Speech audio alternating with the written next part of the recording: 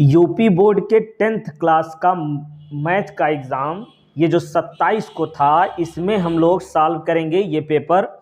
आप लोग घर पे पहुंच चुके होंगे, इसका आंसर आसानी से मिला सकते हैं। चलिए पहले ऑब्जेक्टिव सभी प्रश्न के उत्तर जल्दी जल्दी करके आपको भेज दे रहे हैं, इसके बाद डिस्क्रिप्टिव दूसरे पार्ट में सॉल्व करके भेज देंगे। ये पेपर सेट आपका जो है ये प्रश्न पत्र संख्या 822 और संकेतांक IA है। तो चलिए इसमें हम लोग जो है समय ना गंवाते हुए जल्दी से पूरा पेपर सॉल्व करते हैं 2024 का ये सेट। अब इसमें ये पहला प्रश्न है, ये देखिए ये पहला प्रश्न इस प्रकार से, इसको थोड़ा हटा दें। ये हो गया। चलिए अब ये पहला प्रश्न क्या है कि किसी वृत्त के एक बाह्य बिंदु से खींची जाने वाली स्पर्श रेखाओं की अधिकतम संख्या कितनी होती है। तो वृत्त के बाह्य बिंदु से देखिए थोड़ा थोड़ा हम समझते जाएंगे, जिससे जो है यदि अगले वर्ष कोई विद्यार्थी देख रहा है इसको तो उसको भी जो है आसानी से पूरा सेट समझ में आ जाए। जैसे ये वृत्त है, इसके बाहरी बिंदु से पूछ रहे कितनी स्पर्शी खींची जा सकती हैं। हम लोग जानते हैं त्रिज्या स्पर्शी पर लंब होती है, तो ये स्पर्शी केवल 2 खींची जा सकती हैं, एक ऊपर से एक नीचे से। ठीक है, बीच में से कहीं जाएगी तो वो छेदक रेखा हो जाएगी। तो इसका ऑप्शन कौन सा सही हो जाएगा? बी वाला, यानी दूसरा सही होगा। अब तीसरा प्रश्न में देखिए, इसको हमने जब सॉल्व करके बताया था तो बताया था ना किस टाइप का प्रश्न आता है, बिल्कुल वही प्रश्न आया है। ये देखिए बिंदु 7 3 की y अक्ष से दूरी निकालनी। क्या करनी है? y अक्ष से दूरी निकालनी है। तो इसके लिए क्या करेंगे, देखिए ये देखिए इसका आसान तरीका x अक्ष पर चली गई दूरी वही होता है। तो चलिए फिर से इसको अच्छे से समझा देते हैं हम कि ये जो है कितना दिया हुआ है, 1 2 3, थोड़ा बड़ा बनाए फिर से, ये लो, ये ऐसे, ये हो गया, थोड़ा सा स्पष्ट दिखे, ये हो गया 0 होता है, 1 2 3 4 5 6 7 8, 1 2 3 4 ऐसे कर लीजिए। तो इसमें हमको कौन सा बिंदु लेना है? ये 7,3, यानी x अक्ष पर चली गई दूरी 7 और y अक्ष पर चली गई दूरी 3। ठीक है, तो ये बिंदु मिल गया हमको। तो इस बिंदु से ये देखिए इसको ऐसे मिला देते हैं, ऐसे करके ये समझ लो। तो ये मिल गया 7,3। अब पूछ रहे हैं y अक्ष से दूरी, तो y अक्ष तो यही है, y अक्ष से कितनी दूरी पर होगा, ये कितनी दूरी पर, यही तो ना 7, यानी 7, सी वाला ऑप्शन सही हो जाएगा। ठीक है, चलिए अगला प्रश्न देखते हैं। P sin थीटा बराबर Q cos थीटा, है ना। P sin थीटा बराबर Q cos थीटा, तो कोसेक थीटा का मान निकालना है, ये स्पष्ट। ठीक है, अब ये देखिए P sin थीटा बराबर Q cos थीटा, ये है। तो यहाँ से जो है cos इधर लाइए तो ये बन जाएगा sin थीटा बटे cos थीटा, और ये मिल गया Q बटे P। अब ये हमको मिल गया tan थीटा बराबर P बटे Q, और tan बराबर होता है लंब बटे आधार, और जब लंब बटे आधार तो कर्ण हम लोग निकाल लेंगे। कर्ण कितना हो जाएगा? कर्ण बराबर होता है, कर्ण का वर्ग बराबर होता है लंब का वर्ग, ये कर्ण का वर्ग बराबर होता है लंब का वर्ग धन आधार का वर्ग, है ना। तो अब देखिए यहाँ पर इसको कैसे हम सॉल्व करेंगे, ये कोसेक थीटा का मान निकालना है इसमें। तो देखिए कर्ण कैसे मिलेगा, यहाँ से स्क्वायर हटा के इधर वर्गमूल कर लो, तो ये हो जाएगा, देखिए लंब कितना है p² प्लस आधार q², तो कर्ण भी मिल गया। अब कोसेक बराबर देखिए साइन बराबर होता है लंब बटे कर्ण, तो कोसेक बराबर होगा कर्ण बटे लंब। क्या होगा? कोसेक बराबर कर्ण बटे लंब, तो कर्ण कितना हो जाएगा? √p² प्लस q², और लंब कितना हो गया? p। तो ये वाला सही होगा। तो कौन सा ऑप्शन सही होगा? ये बी वाला। ठीक है, तो ये तीसरे में बी हो गया। ठीक, चलिए अब चौथा प्रश्न देखते हैं हम लोग। ये चौथा, ये इस प्रकार से यहाँ लगा दें ये। ठीक, अब इसको सॉल्व करेंगे क्रम से हम लोग। देखिए क्या कह रहे हैं इसमें, ये tan थीटा, ये क्वेश्चन ठीक कर लें, tan थीटा जो है ये tan 1 tan 2 tan 3 dot dot tan 88 और ये 89 का मान निकालना है। तो इसके लिए देखिए हम सॉल्व करेंगे क्रम से। कैसे? ये देखिए tan 1 को लिख सकते हैं tan 90 - 89, अब 89 में से 90 में से 89 घटाएंगे, एक आएगा ना, इसमें से एक को इतना लिख दिए। अब इसी प्रकार 2 को कितना लिखेंगे बताइए, tan 90 माइनस 88 हो जाएगा। और tan 3 को कितना लिखेंगे, tan 90 माइनस 87। इसी प्रकार से होता चला जाएगा ये, ठीक। और डॉट डॉट, अब यहाँ देखिए कितना लिखा गया है, ये tan 88 tan 89, अब देखिए 89 88 फिर डॉट किया गया ना, यहीं कहीं 87 भी रहा होगा, है ना, 87 भी रहा होगा, फिर 86 भी रहा होगा। तो इस प्रकार से क्रमशः ये होता चला गया है। तो अब क्या करेंगे, tan 90 माइनस थीटा का क्या लिखेंगे, cot थीटा लिख देने। देखिए ये हो जाएगा क्या, cot थीटा। तो यहाँ से जब आप cot थीटा लिखेंगे, cot 89 और ये cot 88 और ये बन जाएगा क्या, cot 87 डॉट डॉट। अब इसमें भी देखिए आएगा ना गुणा करके, ये tan 87 और फिर ये tan 88 tan 89, ठीक, ये बन जाएगा। अब इसमें देखिए इसको क्या करेंगे हम लोग कि tan को 1/, देखिए tan इंटू कॉट का मान 1 होता है, ऐसे समझ लीजिए कि tan बराबर कॉट बराबर 1/tan होता है।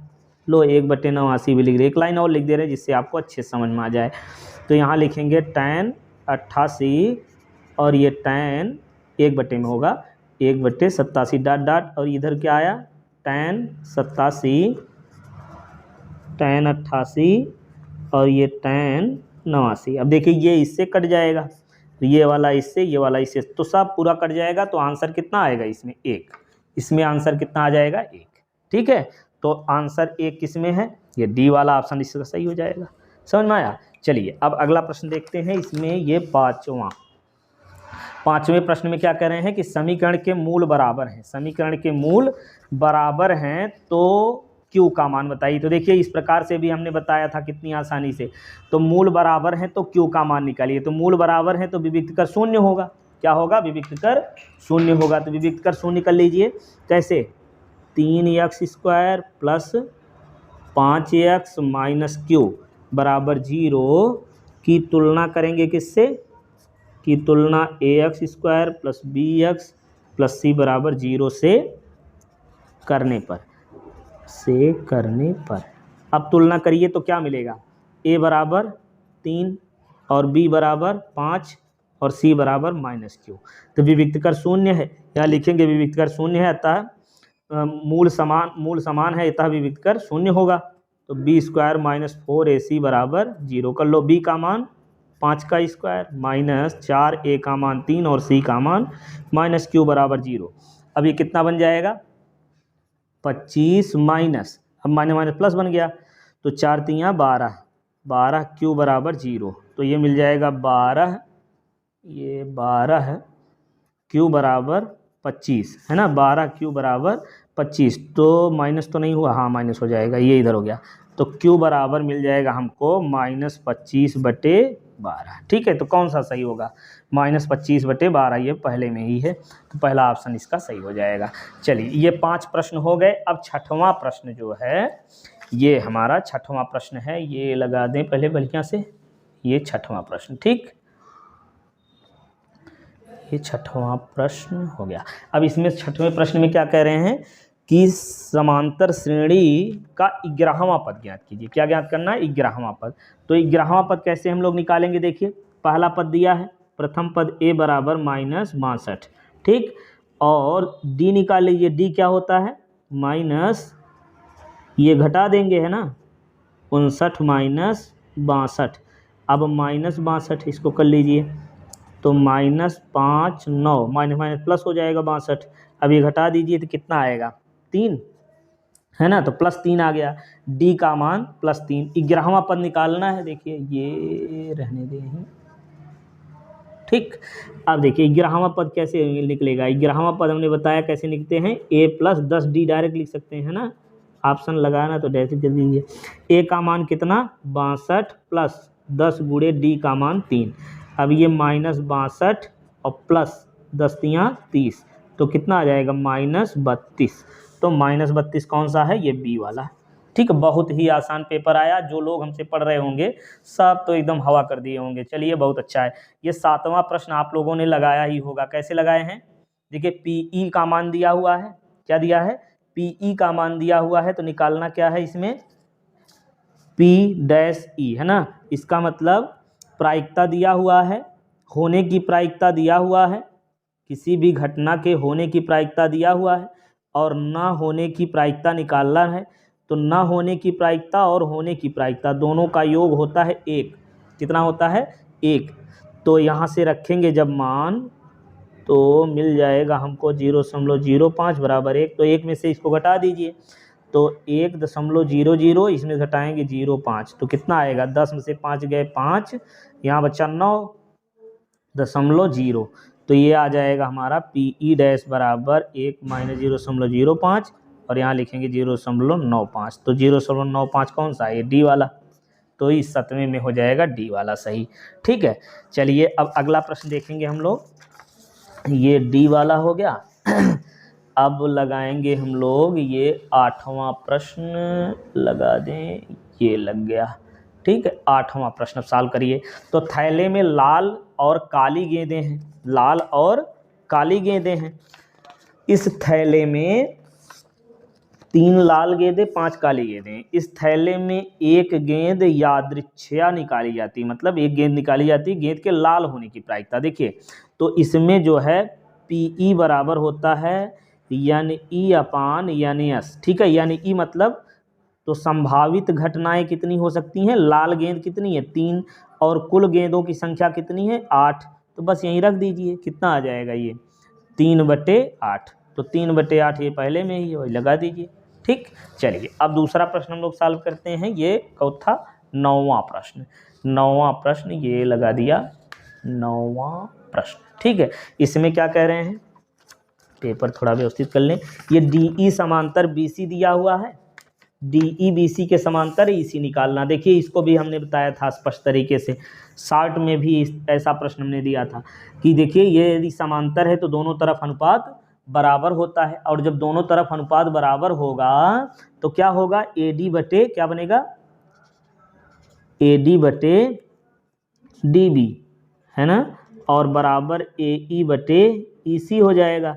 AD का मान 1.3 और DB का मान 3.9, और यहाँ आ जाएगा 1.5 बटे EC। ठीक है, ये दशमलव हटा दीजिए, यहाँ पे 13 3 हो जाएगा।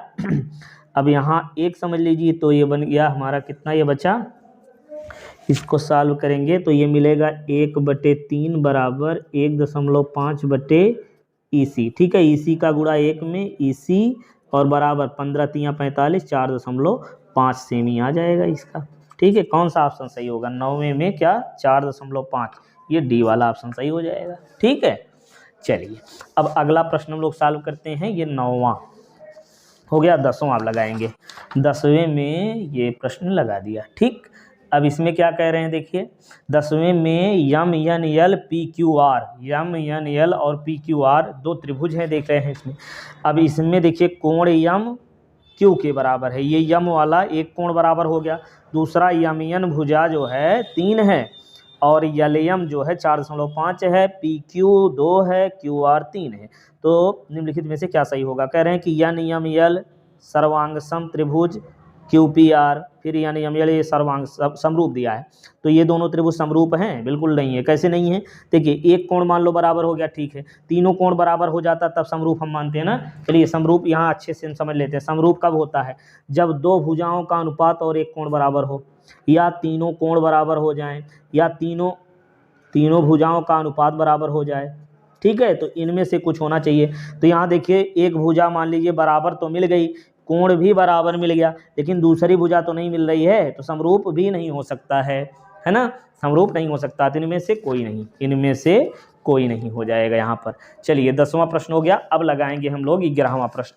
11वें में क्या कह रहे हैं कि 1/2 सेमी के गोले का पृष्ठ होगा, गोले का पृष्ठ होगा, मतलब इसमें हमको निकालना है पृष्ठीय क्षेत्रफल। क्या निकालना है? पृष्ठीय क्षेत्रफल। चलिए इसको सॉल्व करिए। व्यास अगर दिया हुआ है 1/2, व्यास दिया है 1/2 सेमी, तो त्रिज्या कितनी हो जाएगी, r लिख दे रहे हैं डायरेक्ट। त्रिज्या r बराबर कितना होगा, इसका भी आधा मतलब 1/4 सेमी। अब गोले का पृष्ठ होगा यानी पृष्ठीय क्षेत्रफल होता है गोले का 4 पाई r स्क्वायर, तो रख दीजिए 4 पाई r का मान कितना होगा, 1/4 का स्क्वायर कर दीजिए, तो ये हो गया 4 पाई और गुणे 4 गुणे 4 1 4 कट गया, तो ये मिल गया π/4 वर्ग सेमी या कह लीजिए सेमी स्क्वायर, तो π/4 ये हो गया हमारा बी वाला ऑप्शन सही। ठीक है, चलिए अब देखेंगे हम लोग ये 12वां प्रश्न। 12वें प्रश्न में क्या कह रहे हैं, 12वें प्रश्न में है 6 सेमी त्रिज्या के वृत्त का एक चाप केंद्र पर 30 अंश का कोण अंतरित करता है, संगत चाप की लंबाई। तो संगत चाप की लंबाई कैसे निकालते हैं भाई, ये होता है संगत चाप की लंबाई θ/360 पाई 2 पाई r, है ना। यदि क्षेत्रफल निकालते तो पाई r स्क्वायर, चाप की लंबाई 2 पाई r। अब रख दीजिए थीटा का मान कितना है 30/360 और 2 गुणे पाई का मान कितना होगा 6 सेमी। अब ये काट लीजिए, 0 0 हो गया, 3 से काटे 3 1 3 दूनी 6 और 6 से काटेंगे 6 दूनी 12, 2 2 कट गया, आ गया पाई, डायरेक्ट पाई आ गया, यानी डी वाला ऑप्शन सही हो गया इसमें। ठीक है, चलिए ये 12वां भी हो गया। बात तो समझ में आई नहीं आई, देखिए फार्मूला त्रिज्यखंड के चाप की लंबाई का होता है θ/360 2 पाई r, तो थीटा का मान यहाँ 30 रखे बटे 360 रख दिए। अब ये काट दिए, इसको देखिए 0 से 0 कट गया, 3 से काटे 12 हो गया, ये 6 दूनी 12 12 ऐसे काट दीजिए, या 2 से 6 से हमने काटा 6 दूनी 12 2 2 कट गया, बचा कितना, यहाँ पाई बचा, पाई आंसर हो जाएगा।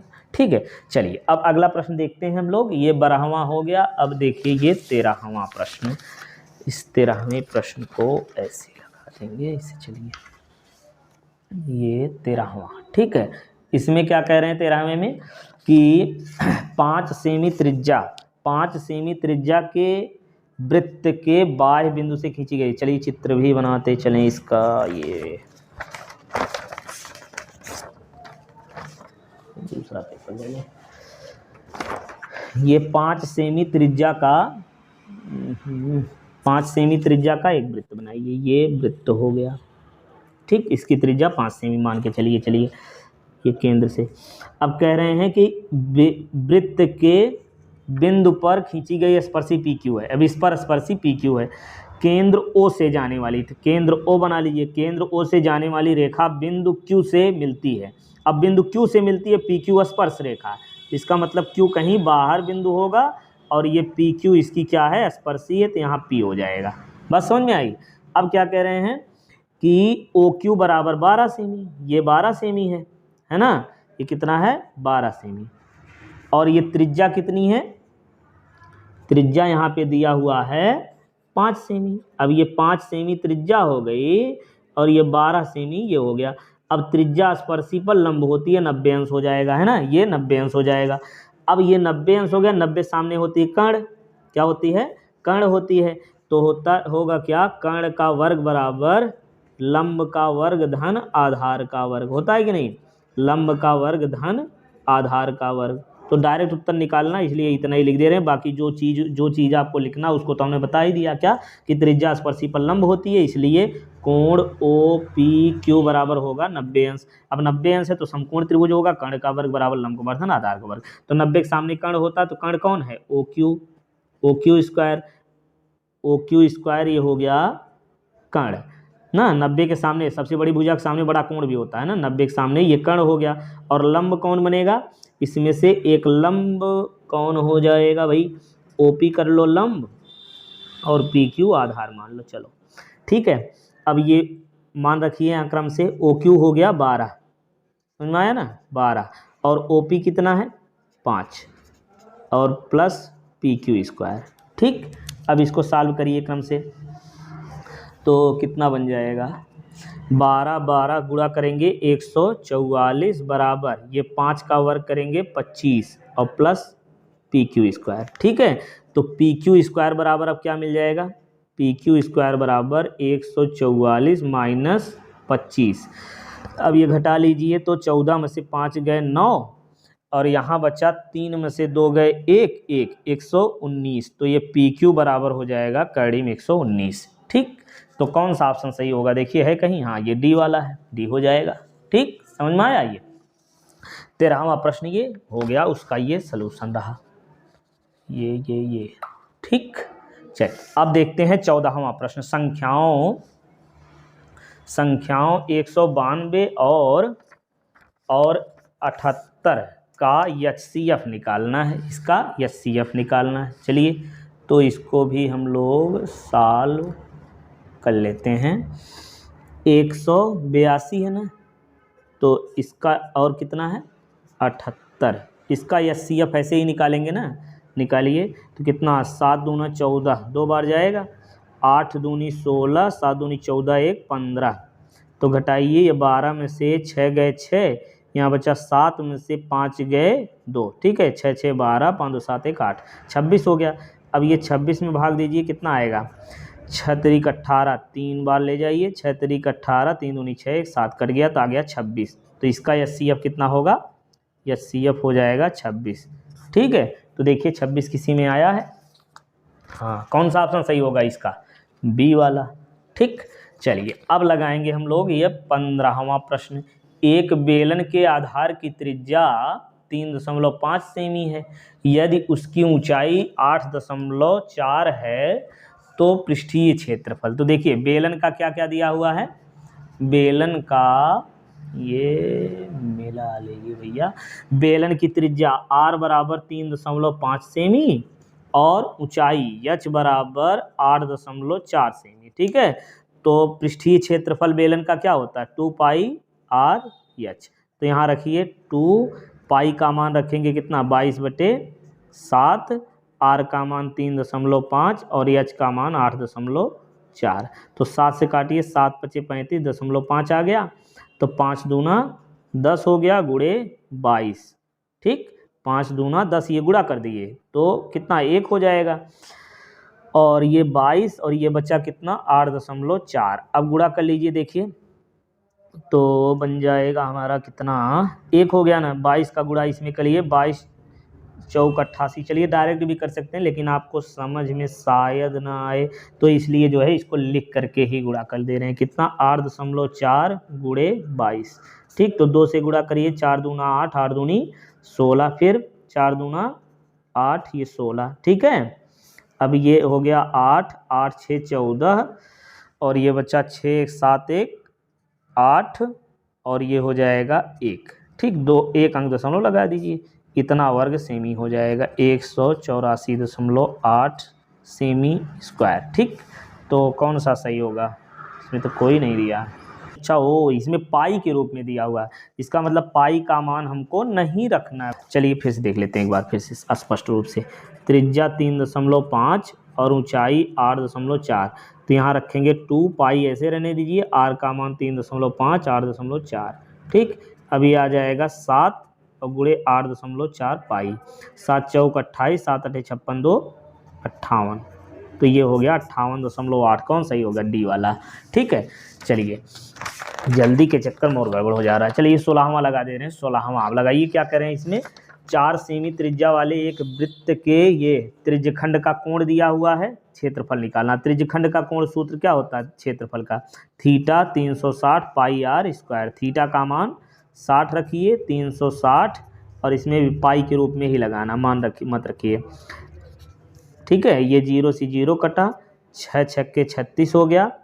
ठीक है, 6 छक्के 36 हो गया, तो बचा कितना पाई, ये 4 गुणे 4/6, तो 2 से काटिए, 2 दूना 4, 2 3 6, ये आ गया 8 पाई/3 वर्ग सेमी, तो 8 पाई/3, ये हो जाएगा सी वाला ऑप्शन सही। ठीक, चलिए ये 16वां हो गया। अब लगाएंगे हम लोग ये 17वां प्रश्न। 17वें प्रश्न में ये 17वां प्रश्न लगा दें पहले, ये आपका 17वां प्रश्न हो गया। इसमें देखिए क्या करें, द्विघात समीकरण, इसका विविक्त कर याद करना। देखिए कितना आसान विविक्त कर, a का मान 1 और b का मान 1, c का मान -1, तो विविक्त कर क्या होता है, विविक्त कर होता है, विविक्त कर क्या होता है b² - 4ac, रख लीजिए, सॉल्व कर लीजिए इसको। b का मान 1 का स्क्वायर -4 गुणे a का मान 1 और c का मान -1, 1 और ये हो जाएगा +4, तो आ गया 5। कितना आएगा b² - 4ac, तो ये हो जाएगा 4 1 4 और 1 5। तो b² माइनस, इसमें 5 तो दिया नहीं है, b² - 4, a का मान 1 और c का मान -1 है ना, विविक्त कर होगा। तो +4 हो गया, 4 1 5।